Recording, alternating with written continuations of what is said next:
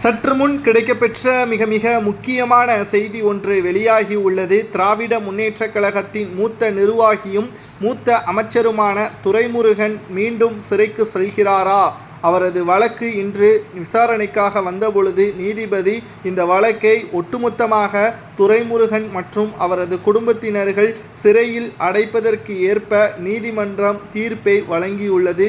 குறிப்பாக 1996 முதல் 2001 வரை திமுகவின் ஆட்சி காலத்தில் பொதுப்பணித்துறை அமைச்சராக பதவி வகித்த பொழுது சுமார் 3,92,00,000 ரூபாய் அளவிற்கு சொத்து சேர்த்ததாக அமலாக்கத்துறை அதிகாரிகள் 2002 வழக்கு பதிவு செய்யப்பட்டது.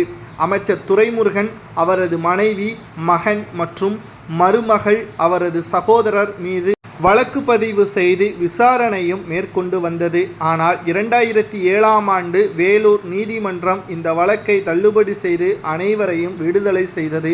ஆனால் இந்த வழக்கானது மீண்டும் விசாரணைக்காக உயர்நீதிமன்றம் தற்பொழுது இன்று விசாரணையை மேற்கொண்ட நிலையில் சுமார் 3,92,00,000 ரூபாய் அளவிற்கு வருமானத்திற்கு அதிகமாக சொத்து சேர்த்தது உண்மைதான் என்றும் அதற்கான ஆவணங்கள் இன்று சமர்ப்பிக்கப்பட்ட நிலையில் துரைமுருகனின் வழக்கறிஞர்கள் நீதிமன்றத்தில் வாதாடினர். ஆனால் அவர்களுக்கு சாதகமாக நீதிபதி தீர்ப்பை வழங்கவில்லை. இந்த வழக்கை மீண்டும் வேலூர் நீதிமன்றம் விசாரணை செய்ய வேண்டும். தகுந்த ஆதாரத்தை கொண்டு குறிப்பாக 6 மாதத்திற்குள்ளாக இந்த வழக்கை முடிக்க வேண்டும்.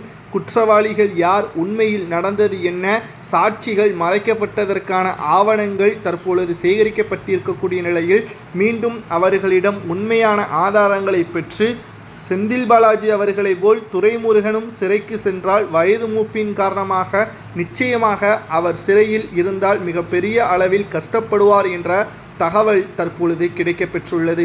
திமுகவில் யாருமே யோக்கியர்கள் கிடையாதா? தொடர்ச்சியாக திமுகவில் இருக்கக்கூடிய அமைச்சர்கள் பெயர் நீதிமன்றம் வாசிக்கக்கூடிய வகையில்தான் அமைந்திருக்கிறது.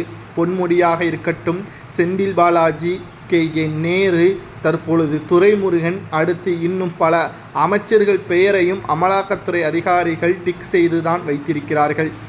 1996 முதல் 2001 பொதுப்பணித்துறை அமைச்சராக செயல்பட்ட பொழுதே 3 கோடி ரூபாய் ஊழலை செய்து சொத்துக்களை பெருக்கிய துரைமுருகன் இத்தனை ஆண்டுகளாக அமைச்சராக இருந்து தற்பொழுது வரை 4 ஆண்டுகளாக நீர்வளத்துறை அமைச்சராக பணியாற்றி கொண்டிருக்கின்ற துரைமுருகன் இன்னமும் அதிகமாக சொத்துக்களை சேர்த்திருக்கலாம் என்ற தகவலும் வெளியாகியுள்ளது. இவருக்கு என்ன தண்டனை வழங்க